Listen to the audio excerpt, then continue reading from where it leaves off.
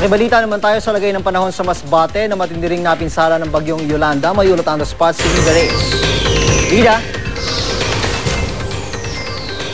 Juro, itong kinatatayuan ko ngayon ay isa sa mga bahay na winasak ni Bagyong Yolanda kahapon sa kanyang pananalasa.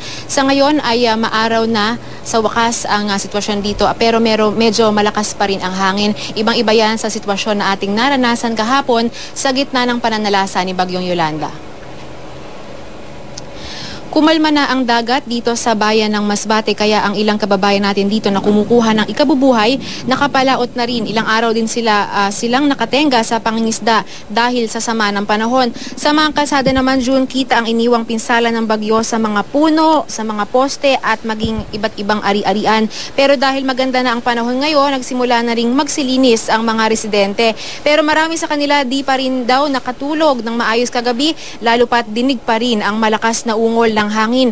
Pangamba nila baka bumalik pa raw itong si Yolanda at sa pagkakataong ito ay di na raw nila kakayanin ang hagupit nito. Sa talan ng PDRMO Masbate, umabot sa 4,501 families o estimate na 23,000 individuals ang inilikas sa mga evacuation center simula kahapon, at yung iba naman ay nananatili pa rin hanggang sa mga oras nito sa mga evacuation center. Karamihan dyan ay mga nakatira sa coastal barangays na sinalanta ng malalaking alon kahapon.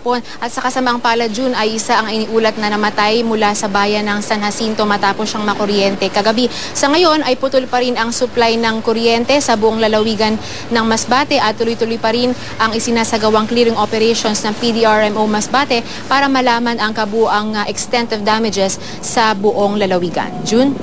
Maraming salamat, Rida Reyes.